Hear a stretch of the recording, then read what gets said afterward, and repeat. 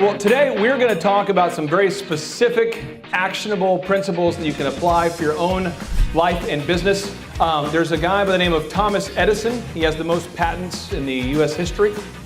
And Thomas Edison is a guy that I studied growing up. And what Thomas Edison says is knowledge without application is meaningless.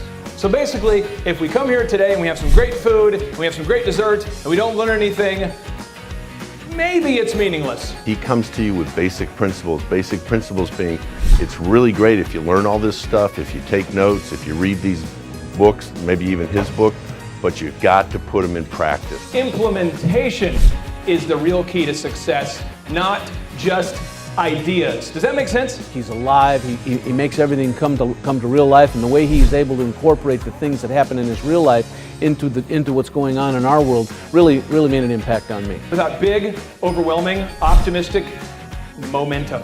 Big, overwhelming, optimistic momentum. If you approach every day with big, overwhelming, optimistic momentum, you can succeed. Okay? But if you approach every day with like, well, it probably won't work, then you're right. Benjamin Franklin says many people die at the age of 25 and aren't buried until the age of 75. Maybe not you people, but other people. Back in the good old days, insurance used to be easy. Now people, they just go online and just, what in the world? Back in the good old days, baseball used to be America's game. Deal with it. The world is changing, right? So even though we might say in the good old days, what we want to do is we want to not be dead. We want to look forward to the future as though next year will be better than this past year. Does that make sense?